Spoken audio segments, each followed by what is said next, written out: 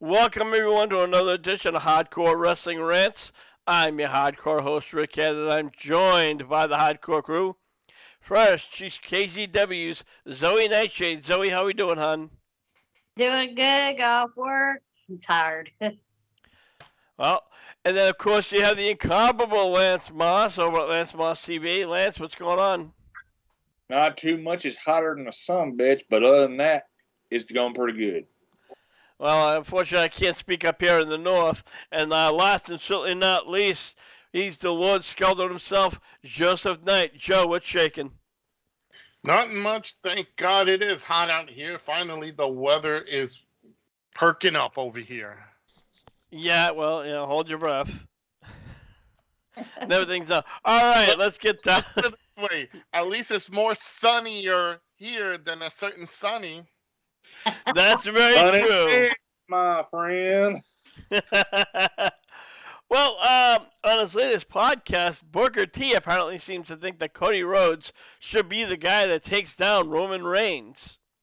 He went on a long, huge spiel about it, but I'm just going to do a real quick paraphrasing what he said. He goes, but that guy's got a hot hand. The guy's got the rocket on him, and on him is Cody Rhodes. You say you run with a man until it cools off. I don't think he's going to be cooling off for quite some time.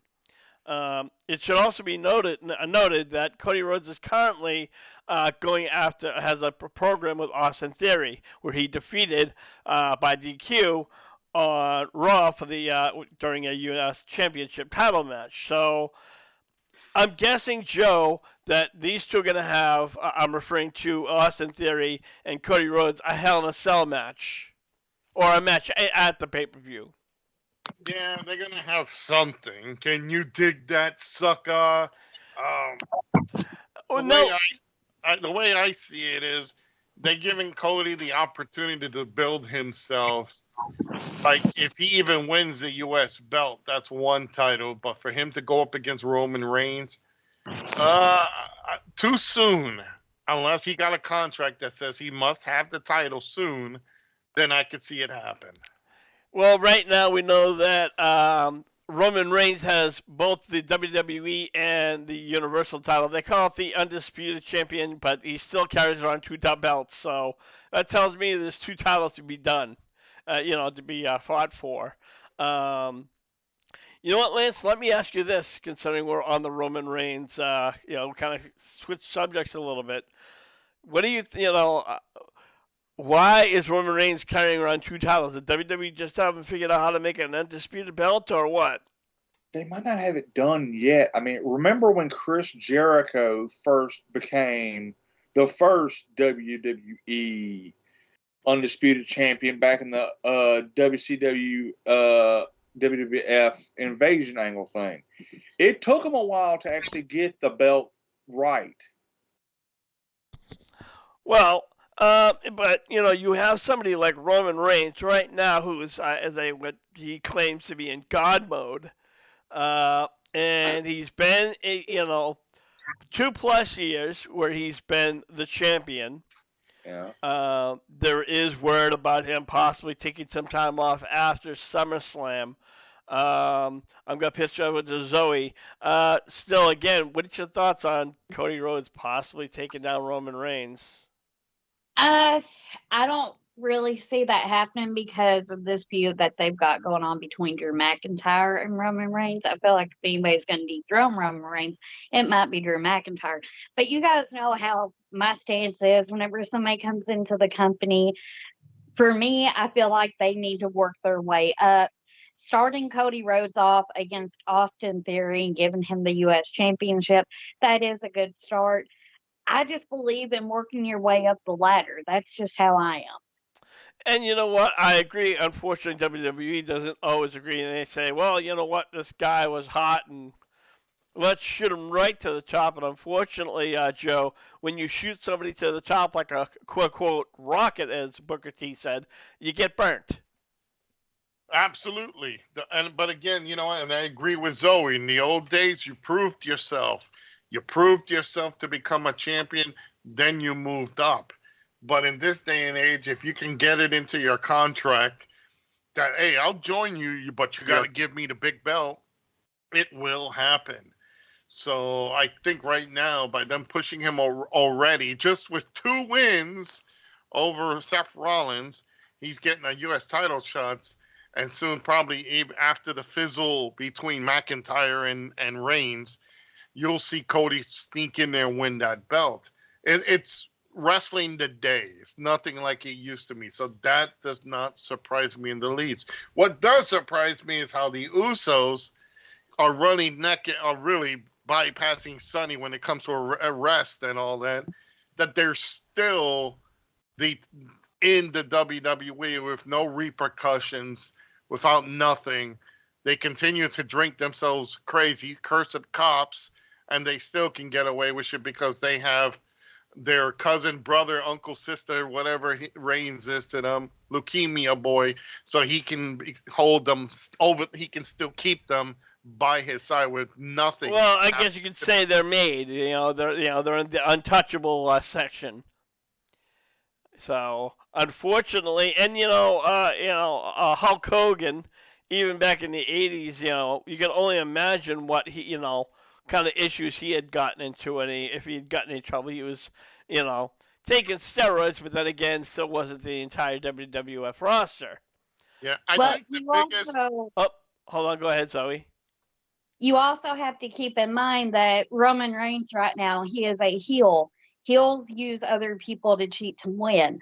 Paul Heyman's not got the physicality to help him do that. So they have to keep the Usos there. They have to keep the bloodline there. That's true. It's a fair point, but I mean, we've also seen Paul Heyman help out Brock Lesnar get a couple of wins. But nevertheless, you know what? Let's move along. There's rumors that there's going to be a fourth member to join Edge's Judgment Day faction. Right now, the latest one, of course, is Rhea Ripley, who I think is a great fit. You got Damian Priest and, of course, Edge. So this faction actually is starting to look powerful, but I'm going to go around the table. Joe, if you could add one more person that's on the active roster, who do you think would be a good fit? Person who will be a good fit for the House of Edge. Let's see here. The only person that it comes to mind, and he needs this, even though he's in a feud with them, I would have to say Finn Balor. Right now, Finn Balor, even though he's feuding with them, I think he could have been a member because he can turn up the demon at any time when Edge needs him. And you know what? That's a very good point. He would have been a good fit. Unfortunately, as you said, he has, is currently having a feud with them. But stranger things have happened. If you recall back when the Shield broke up, they were going against the Corporate. And then, that's when Seth Rollins betrayed the Shield and joined the Corporate. So, or the Authority is what they were calling themselves. They changed their names like 4 different times. Zoe, who would you think would be a good pick? I agree with Joe. I was gonna say my pick would be Finn Balor. Make him flip the script, turn his back on AJ Styles because he's kind of helping him out right now. I would love to see him as part of this faction. He would be a good fit for it. All right, Lance. Finally, over to you.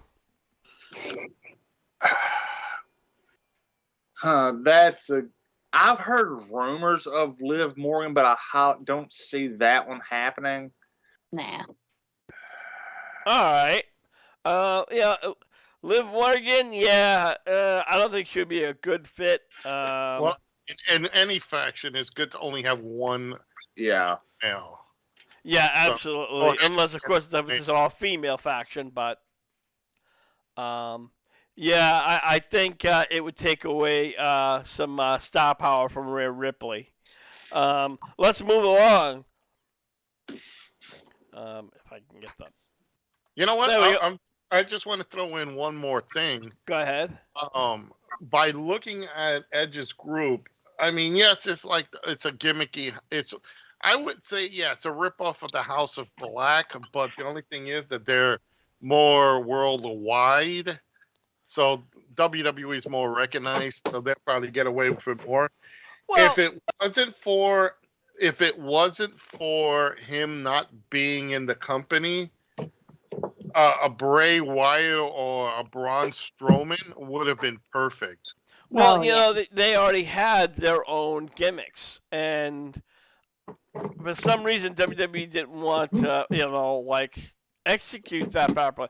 Even Aleister Black, he had that. He could have had the same kind of gimmick. He could have been where Edge is now, but unfortunately, for some reason or another, they didn't see any talent in Aleister Black, and Edge. They made him, they brought him in, and I think Edge has a lot more say. Can probably talk a lot more with Vince, or at least that's what I would think, Joe. I'm not sure. Yeah, you know what struck me as interesting with this group? Not only is it a ripoff of the House of Black, but I would even go one step and say it is an updated Brood with Gangrel. So I think that's more what I recognize it as a kind of like a Brood of the new era. Brew You know what 2K. I was You know what I was just thinking for some reason in my head, and you guys will probably disagree with me, but I was kind of thinking, the Nikki Cross gimmick is not good anymore. Nobody likes it. It would be awesome to see her turn, and then her and Rhea Ripley bring the women's tag team championships to this group.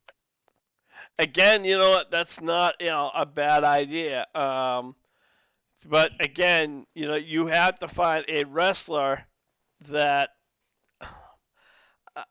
kind of has that original darkness. Damian Priest was, we've seen all three of these characters have their own form of darkness. Even Edge, before he retired, kind of had that sinister darkness with him.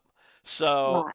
Damian Priest again fits that bill, and Rhea Ripley, who is a natural goth by that's her personality, again fit. So, uh, and again, we'll just have to see who comes down the line. Um, Moving on, Lacey Evans is expected to return to the WWE. They've been showing several vignettes suggesting that she's going to be a babyface, but now there are rumors or speculations that she can still come back as a heel.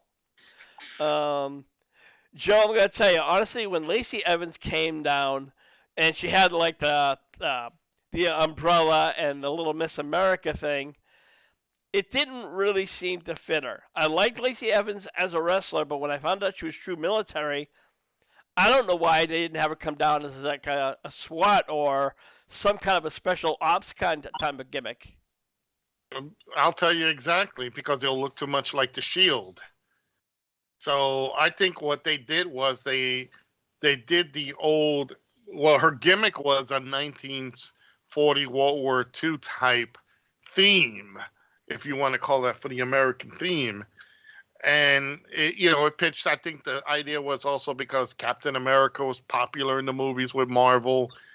Um, it worked to a start, and then when she was a heel, it was much better. Um, it's really hard to say when you look at an individual, especially in professional wrestling. You kind of put a person in a perspective, and she can fit. Her thing is like she really doesn't fit in either one. She could be the Southern Belle and be a heel and curse the Yankees and all that. Back in time, I'll never go hungry again type, Gone with the Wind, or she could be the all-American girl. I think right now with her character, she can go either way.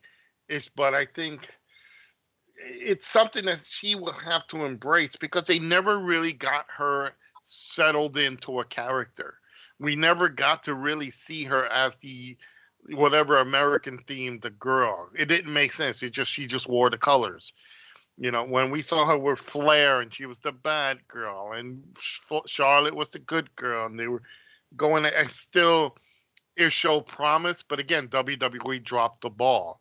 So I think in this time right now, I'm holding my judgment until I see what direction she's gonna go in, and see what happens. By the way, with that picture, it looks like she has a tampon between the legs, but I would like to put something else between her legs. But hey, we can't do that.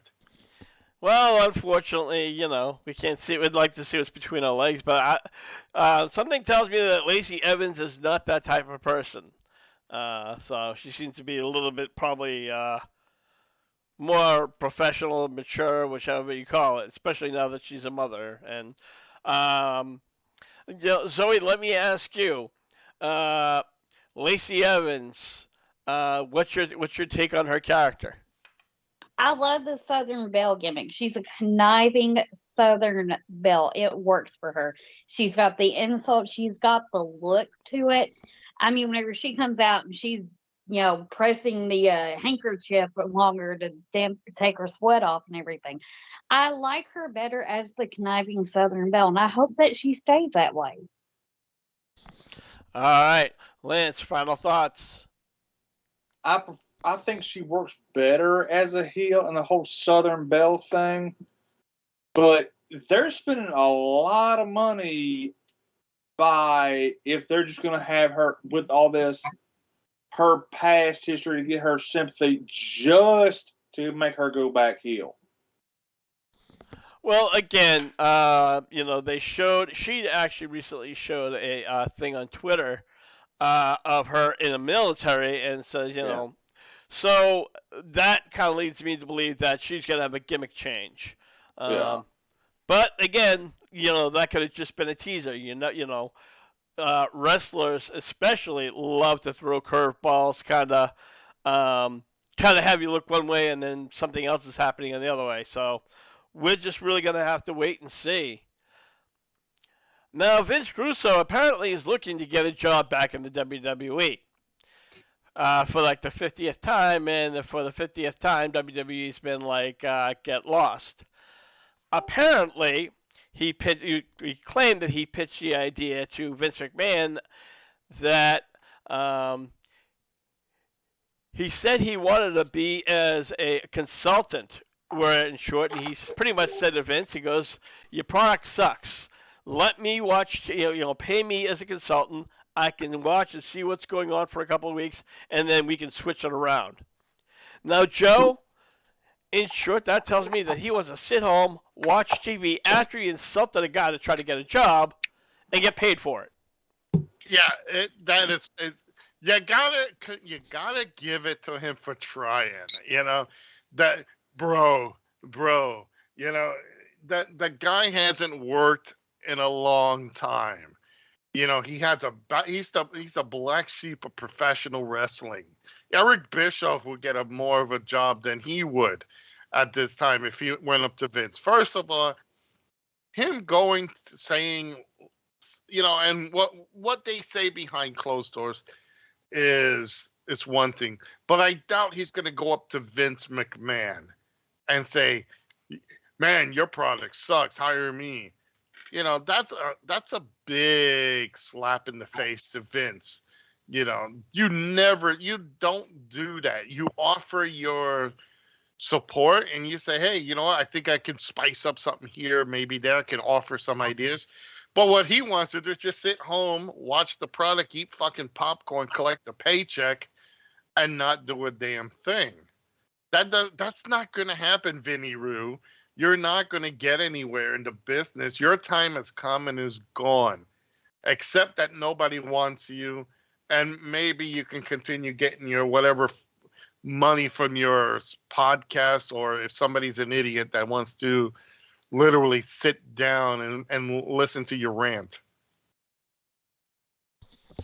Yeah, absolutely. Lance, I know you're a huge fan of Vince Russo, so what's your take on all this? The Archduke Bishop of Talentberry is now trying to get back in the WWE. I don't think so. He can okay, I have an idea. Hear me out on this one. If he can make peace with old Jimmy Cornette, we might consider it. Holy shit, Lance. Hell no. Holy shit, Lance. That's like a main event for WrestleMania. Yeah, no, that's a Yeah, you know that's what? Get me in charge of booking. yeah.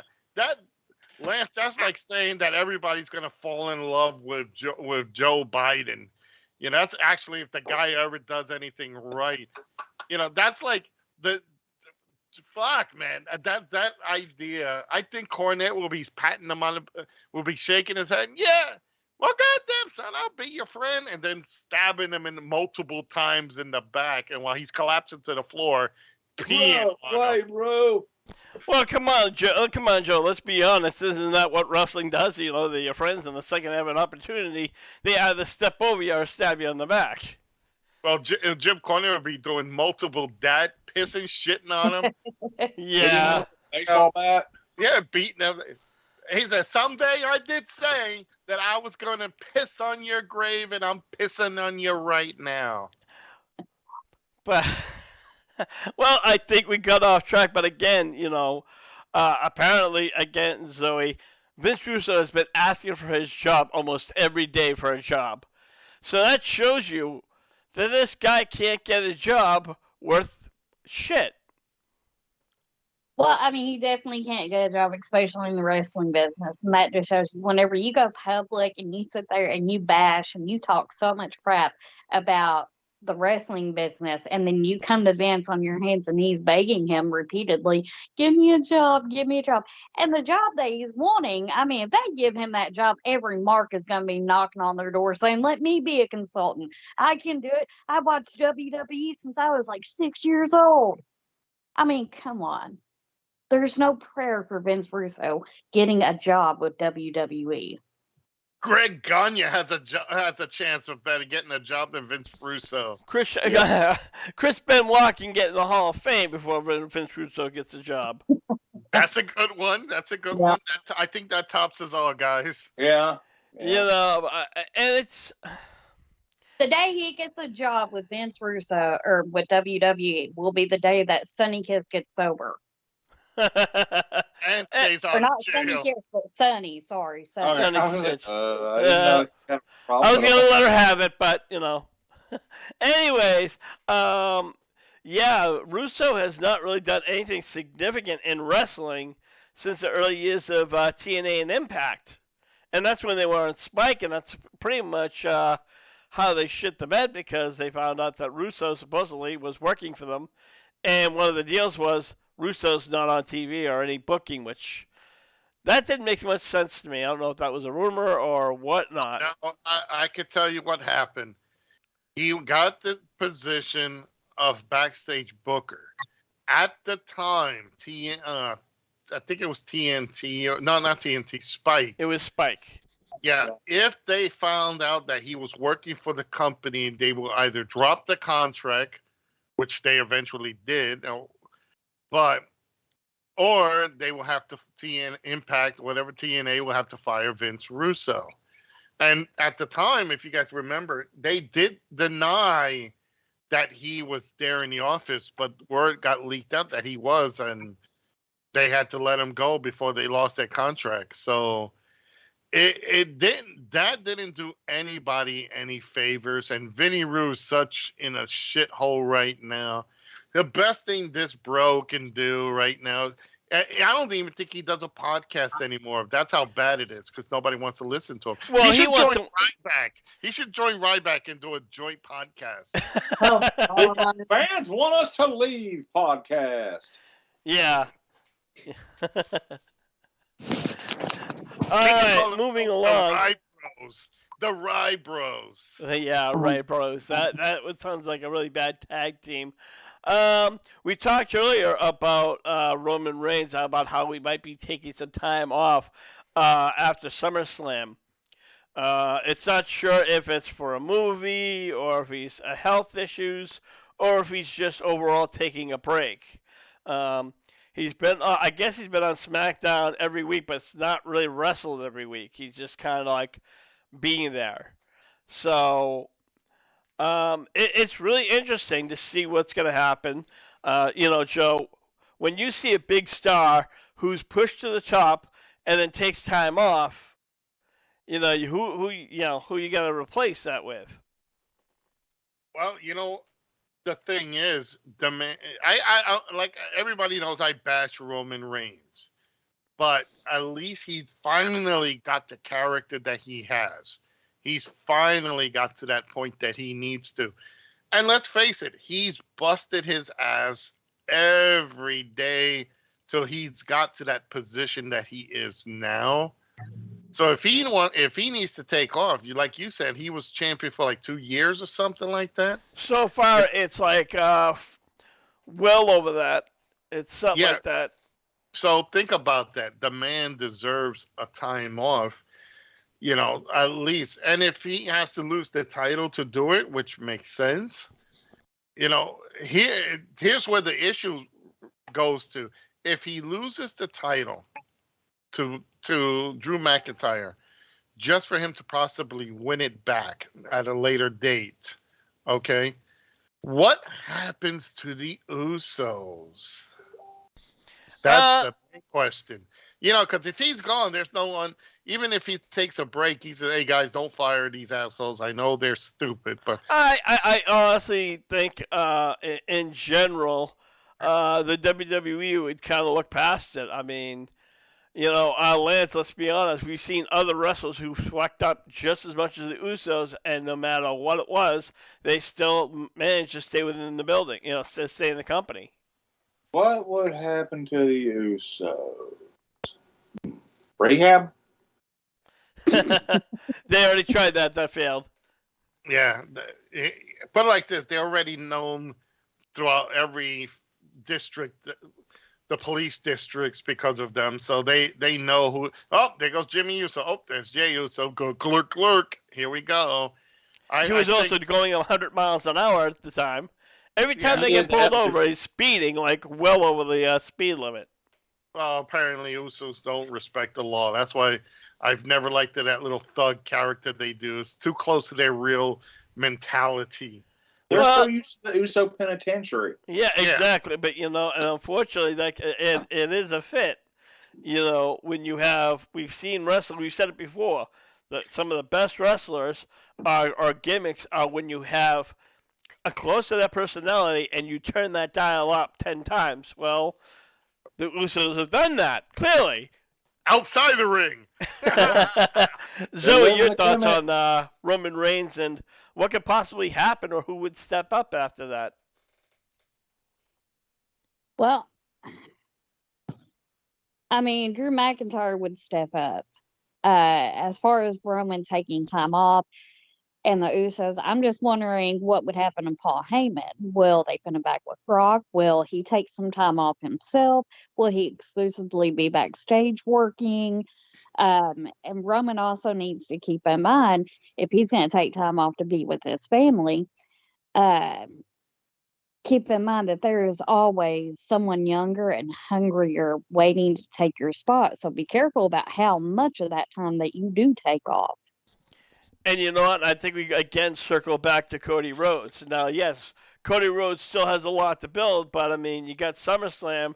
That's 3 or 4 months away, which means he has another feud he could work with, while Roman Reigns could work with the feud with Drew McIntyre. So it would not, like I said, do I think that Cody Rhodes should, get to WrestleMania where he's going to win the title? Well, again, that's another year. And it's after SummerSlam, so if he's going to win the title, it's going to be in some, who gives a shit pay-per-view. And I'm not referring to WrestleMania. All right. Let's move along.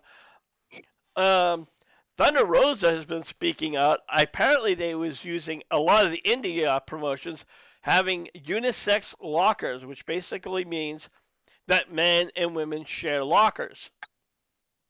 So, of course, obviously, women would have to have a towel and kind of change in between the towel, and while the men are just going about taking their showers and just changing without, having to worry about being looked at or, kind of like eyeballed, so to speak.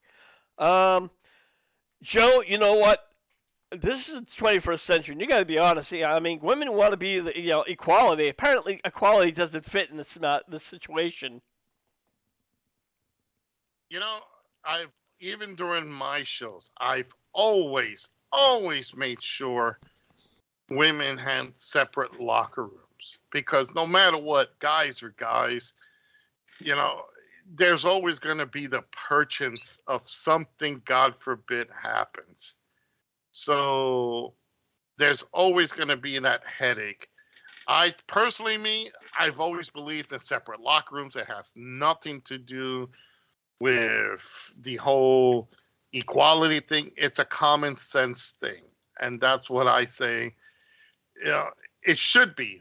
You know, guys should not be put in a situation where they're going to, something can happen and be accused of, of being, you know, touched or something, even though that wouldn't be a problem, but still.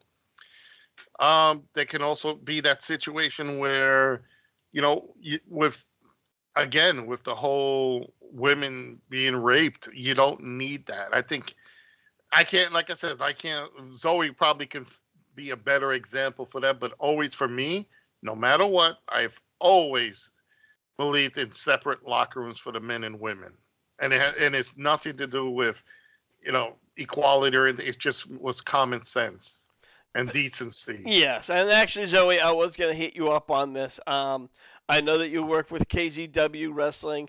Was that ever an issue? Was that ever even a concept that you had to worry about working changing in a different locker? I have never had to have that concern because my promoter at KZW always brought an extra tarp, a ladder, and something else to feed a line across the room so that the girls would have their own locker room, the men would have their own locker room. The equality thing and everything. Me as a married woman, I will not change in front of another man because my body is for my husband to see, nobody else. Absolutely. I mean, and Yeah.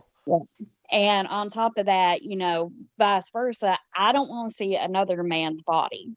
So usually whenever I would go there, I would get dressed. I would literally text my partner, Swade, and say, hey, is everybody in the guys' locker room dressed? Because that's where the TV was.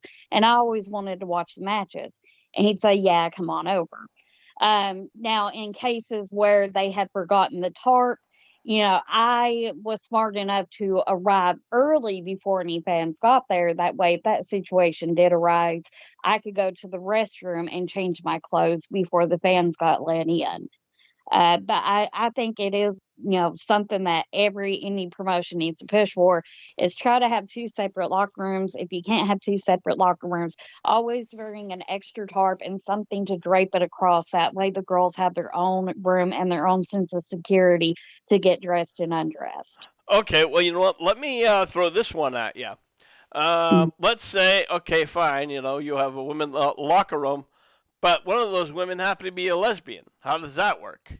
I mean, that's happened. I'm not gonna lie. At first, it did make me nervous about it, and I would change in the girls' bathroom instead of the locker room. However, it started hitting me like, you know what? If this girl's lesbian, that doesn't mean that every lesbian is attracted to every female that they come across. absolutely. Like that. Actually, Rick, I was like, you know what? You're here. I don't care. You know that I'm married. You know that I'm straight. Whatever. Yeah, and actually, Rick, we've had that happen with one of our shows where our women's champion came down and her opponent was a lesbian, but she respected the other women, so that wasn't even an issue. So she changed to the guys' locker room? Nope, she changed with the women, so she didn't have a problem. She was not going to hit on anybody. Okay, so to work. Have you ever had a situation where there was, like a homosexual changing in the men's locker room? Currently, with my rosters, never. We've never had that, but I believe at one time, let me see here. No, actually, no, we've never had that issue. But again, I think as a promoter, if you're aware of something like that, you have to take into consideration and bring it up to the individual without insulting them. Because again, we live in today's era where Everybody gets offended easily. Yes. Everybody gets, their feelings hurt. Safe spaces and all that nonsense. Now, So we had a trans person in our locker room one time. And with today, where everybody gets so offended and everything, I didn't know how to handle the situation. So I kind of stayed out of the girls' locker room enough to let that individual get dressed. It was a male to female. So I let that person get dressed whenever they got out. I went over and got dressed too. That way there wasn't any awkwardness. So that's when Ella Rose was working first. yeah. It's funny. That's never happened to us. So no, I lie. On a Christmas show, we did have a trans girl come in. Yep. And again, she came in because she was part of another group, and she came in to basically be the valet at ringside. And it came to me directly and my partner and say, "Hey, I'm a transgender. How do you want to work out my changing arrangements?" So, fortunately for us, where we did our shows, we had a separate room because that individual, at least decency, came up and it's like, "Look, I don't know if the females are going to have an issue with it. I don't know if the males are going to have an issue with it. So, how can we do this?" And it ended up that, well, there was a separate room. You can go there. But professionalism, again, we don't see this in today with people. The individual respected the women's boundaries, didn't go flashing any junk. The women knew in the locker room and they welcomed that person in. So I think when you have true professionalism and individuals not throwing it out like liberals and Democrats, they love throwing that shit at your face. And there goes probably the government trying to tell me. They're calling me to kill me. But I think professionalism wins out. Yeah. All right. Lance, I'm gonna find your thoughts on women, unfortunately having in some cases, especially indies, having to share locker rooms with guys. Well, it's like Zoe said. Everybody should have, or basically what she was trying to. Everybody should have a place if they're in a locker room where they can feel safe changing. Other than that, there's a lot of hijinks that goes on in the locker room. It just is what it is. But when you're changing, you should have a place you should feel safe. So absolutely. If you got to bring a tarp and a piece of rope, that's not that fucking hard. Well, again, and this is something that's been going on for years and years. And Thunder Rosa did speak out, and she was one of those people. And I think I have her call. Yes, he goes. A lot of independent shows did because of the space. So women have to change with men. A lot of issues arise over the couple of years ago, and then there was a speaking out movement. A lot of people have to talk about that. So I'm very outspoken now. Thankfully, I'm in a position that I have that I'm able to say something about it, and that people have to respect it. Can I add something to that? Absolutely. Okay. I don't know if she meant where her position as being a veteran and she had more pull, but ladies in the independent circuit, if you do not have separate locker rooms or if you are unsure of where you're supposed to change, do not think just because that you are green or that you are a woman and your promoter is a dude that you can't go up and talk to them about it. You have the right to go up there and say, "Hey, I don't want to expose my body to anybody. Is there somewhere I can change?" Absolutely. All right, we're gonna move along here.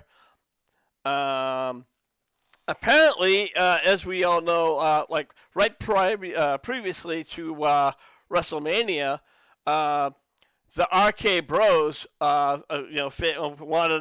confronted the Usos, and they wanted to unify the titles, but the Usos was just pretty much saying, "No, that's not happening."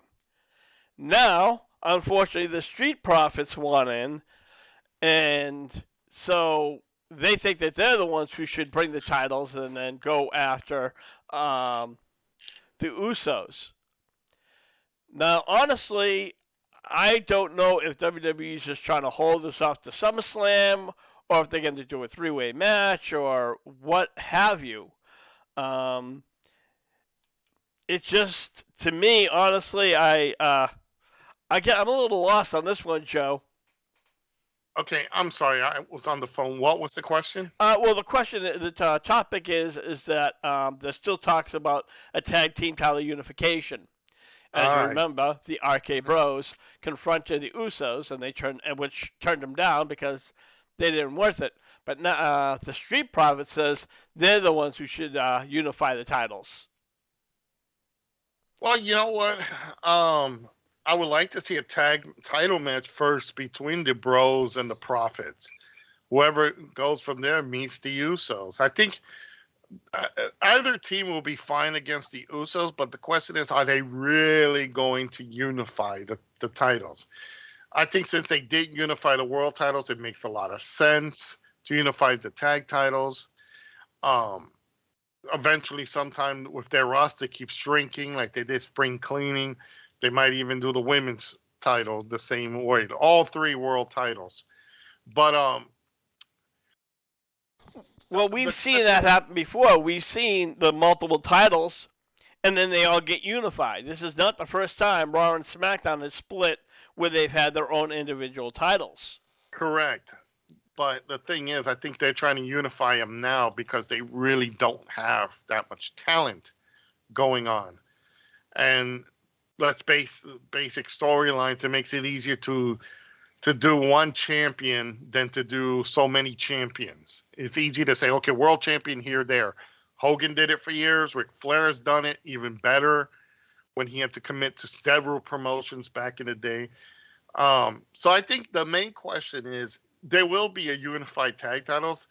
The question should be, or the topic should be, will the Usos be given that title because of their cousin? Or would, if he goes out on his timeout, breaks it in the corner, whatever he's gonna do, will they drop the belts to another team and then later reclaim them? That I think they will probably give the Usos the unified win and then let them lose when Roman departs for timeout. All right, Zoe, your thoughts on this? I hate tag team wrestling. but They but have so my many thing great is, tag teams. well, I mean, and then the only thing that really crosses my mind is if they're unifying all these belts, how are they going to do Survivor Series? Honestly, Survivor Series has been done in so many different ways.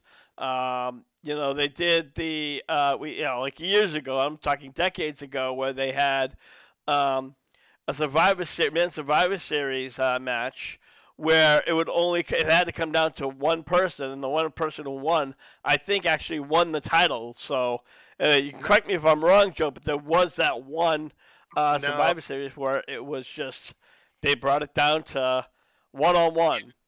yeah, no, because of the lack of talent at the time, they did do what was the elimination teams, and then the winners of those teams go on to a big final battle, Yeah. and then the winner of that just basically he's the sole survivor. Well, they've I, done that again. Like I said, they have done so many different variations of the Survivor Series, and Right. But I'm so used to them doing like the Raw tag team champions versus SmackDown champions. Who's the better champion? The Raw women's champion versus the SmackDown women's champion.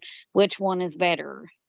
well, last year they didn't even add in NXT. They weren't even a thought. Yeah. And I think the one before that, I think it was 2018 or 2019. Correct me if I'm wrong. That was probably one of the best Survivor Series I'd seen in quite some time. I miss the days when it was just 5-on-5. All the feuds culminated into matches. Yep. You had the world champion against his number one contender. You had the secondary feuds fighting off their opponents. Good example. You had Hogan and Andre on opposite teams. Big story there. Then you had Hogan's team that had a history with the other team. You had the Macho Man's team that had their quirk with a Honky Tonk Man's team who had the Intercontinental title. No titles were on the line. This was just bragging rights. And Yeah. that was the way I think it was best done.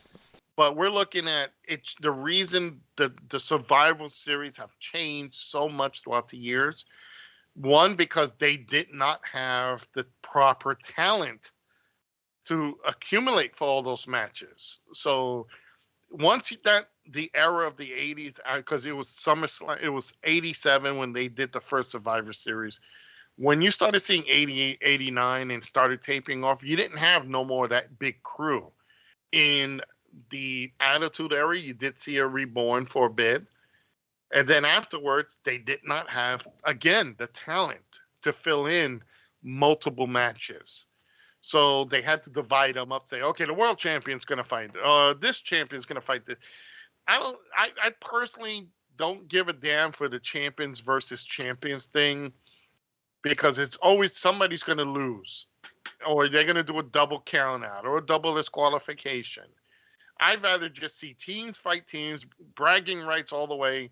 The storylines continue, and then champions and challengers can meet down the road.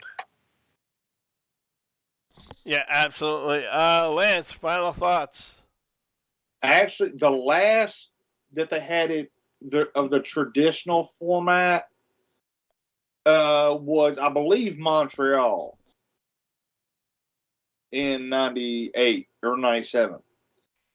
And honestly, I kind of wish they'd go back to it, because it's been a while since they even tried to. I think in the late 2000s, early 2010s, they tried to bring it back one time, and then they went back to the single matches, and then with one, basically the current format it's at now. Yeah. I mean, I've never personally cared for Survivor Series matches. As Joe says, it's just bragging rights. There's no real goal in sight. So to me, it's almost pointless. So You got to remember one thing, Rick. Back then, the superstars didn't meet as frequent as the ones currently today. Hell, we could see Roman Reigns versus Drew McIntyre 50 times and then go into a pay-per-view. So back then, they didn't. You rarely. So it was just, quirping at one another from interviews, occasional run-ins, maybe one or two meetings, but then they put them all together, and that was the basis of the Survivor Series. It's like, okay, now we're going to put everybody together, see if they can coexist, and then put them to fight. I think that, but again, that's when they had enough people to do that. Now the current format is, well, we've seen everybody fight each other. We've seen everybody. What's the difference? yeah, again, and that just seems to be a lot of problems when it comes to the WWE. They had robust, and then they decided to just swipe everybody out. You could say it was due to finances or anything else. So I just want to read one thing, and of course this was not on our news sheet, but apparently Jake the Snake Roberts is not looking good. Um, Jim Ross revealed this on his latest podcast, and he just said, this is what he had to say. I just saw him a few days or weeks ago. He's still battling his breathing issues. He's not in great health, and that's not why you don't see him as often as on AEW television as he once was. His health is not good. He's taking he's taking means to address it. Excuse me. And he's still got surgeries left. He's got breathing issues. So we'll pray for Jake the Snake and hope that he gets better and gets back on speed and back on the scene. And guys, Jake the Snake Roberts, he's a legend. And unfortunately, he was one of those legends that he had a lot of drug issues. And unfortunately, that shortens your lifespan. Even when they did that documentary, Beyond the Mat, they were talking about him, scoring crack and, doing crack right on the show. Joe, your thoughts on Jake's health? Well, I hope he has a speedy recovery, because he did go through the DDP yoga. He did clean himself up after so many years, but just like many, not only professional wrestlers, but in athletes in different sports, once you get off the drugs, that starts taking a toll on your body. Your body starts really breaking down because they had to fight so much with you taking every form of drugs. Jake is no different. He took so many drugs that even Damien looked it good to him. It looked like the Hydra with all the drugs he took. Um, it's a shame, and I hope he clears up. But honestly, and I hate to be this cruel, but he did it to himself, and I hope that he can clear. Hope he can get clean, and not clean, but healthy, and hope everything works out for the man. He was a great entertainer. He was a great talker. One thing we don't have in wrestling, there's a great talker. So, you know what, Rick? That's all I can really say. I'm wishing him a speedy recovery, but that should be the poster of what happens when you take too much drugs. Ask Jeff Hardy; he'll probably show you. And you know what? That's not too far from the truth, because Hardy himself has his own demons. He's been able to battle, but he then slips. And unfortunately, that's the behavior of an addict. It does happen. You do slip. Zoe, you have any comments on this topic? I ended up getting a phone call whenever you were talking about what happened to Jake. Jake the Snake is apparently have been having breathing issues. Oh no. Yep, so he's been hospitalized, but I guess he still has some kind of another operation to go. But unfortunately, that's why he has not been seen on TV. Oh my God, that is awful because Jake has got like one of the greatest recovery stories from drug addiction. And, it's like Joe said, after years of poisoning your body with drugs, it does come back to bite you in the end. But I do hope that he makes a speedy and healthy recovery. Guys, real quick, over on our Twitch page, which everybody can check out Hardcore Wrestling Rants over on Twitch. My buddy Todd from the Nightmare Express, he just said Jake seemed okay at the 80s WrestleCon over the weekend for what he was told. So he seems to be doing better over the weekend. Let's see here. He says he was doing okay from what people were saying. So, thanks Todd for letting us know that. So maybe Absolutely. he had a spell. Maybe he had a spell that day and he's looking better, but we should definitely keep up on that. Absolutely. Lance, final thoughts on Jake and this health issue that Jim Ross recently revealed. Well, I think he revealed this like a couple of days after the whole MJF hired Ward or the Murder Hawk to fight against Wardlow. Well, about 2-3 weeks ago, something like that. And Jake did look a little rough. So, honestly, I hope the Snake gets better. One thing I'm going to bring up, Rick, we also got to remember, too, Jake wasn't on the road for many years after cleaning up. So we could be seeing the signs of, traveling again, because he did go a lot around with Lance Archer. He did do a lot. So he was in different locations. Plus he travels, from and to Florida for AEW. So again, sometimes the lifestyle of traveling on the road, even though we have planes and, and buses and all that, it still takes a toll on your body.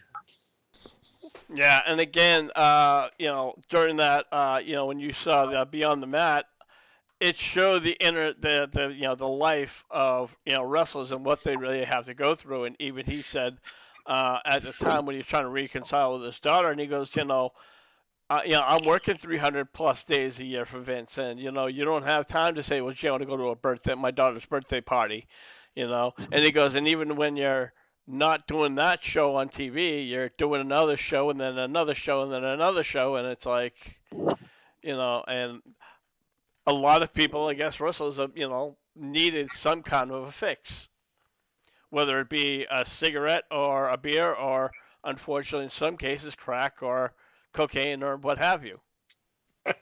Yeah, there's so many road stories with Jason and the guys. It is funny.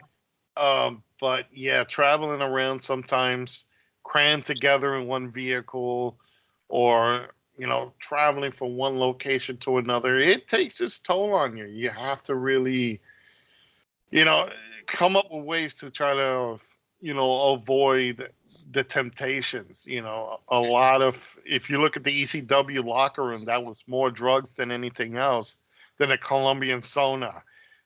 There was in the 80s, you had, the hotels with the hookers and everything. So it does take a toll, and especially when you're out of the business for so long to go back into it and start traveling again. And even at Jake's age, with the wear downs of what he'd been through and all that, it will take a toll. Absolutely. So, with that, I want to wrap up this edition of Hardcore Wrestling Rants. I want to thank those of you who are listening, especially M Toxic One. Thank you very much for coming in and chiming in. Uh, we do have our HWR chat room over in the Facebook group section, and that's where we have our latest news, rumors, and tonight I will be covering AEW's play-by-play. And last and certainly not least, I want to give a shout out to our good friends, Mr. and Mrs. A over at BC Games and More. They got a huge event coming up, I believe, up in your area, Joe. Actually, yes, they're going to be at Hazard Con, which starts on Friday and ends on Sunday. So if you're in the Erie, Pennsylvania area, please check out Hazard Con. You can go to hazardcon.com to get all the information. But BC Games and More has a booth. They're going to be selling some great retro games. They're going to be selling a whole bunch of items. So make sure you drop them off. Tell them that the HWR crew sent you. So, and also they do their show sometimes Saturdays or Sunday nights on Facebook at 9:30 Eastern Standard Time. And then we have the incomparable Lance Moss over at Lance Moss TV. Lance, what do you got going on? Well, every Tuesday night, Zoe and I and whoever else shows up go live on Lance Moss TV and friends. And the guitar build will come back on Fridays. It's just the weather needs to work with me on this one. All right. Well, we definitely look forward to seeing those videos. Again, that's over at Lance Moss TV on YouTube.com. Zoe, I know that KZW's been kind of, shut down for the moment. Any updates on that one? No updates on it right now. I am still taking bookings. You can find me over on Facebook on Zoe Nightshade. All right. And let me throw my pitch real quick, because I want to also say something really good. Again, thank you for Todd, one member of the Nightmare Express with his brother Billy. Great tag team from my day. Both guys are awesome. You can check me out at Scourge's Realm. Just do the hashtag Scourge's Realm. I am on Facebook, YouTube, and Twitch. I will be doing a run tonight in Dead by Daylight later on in the night, so make sure you guys check that out. I will be on Twitch, Facebook, and YouTube. Another thing I want to say, if you are an independent promoter in the Southern Territory, definitely give Zoe a call, because she's a great talent. This is a person that you want on your roster. She's an awesome manager, commentator, and if any woman can put up with the HWR crew, you could tell she's a hard ass. Absolutely.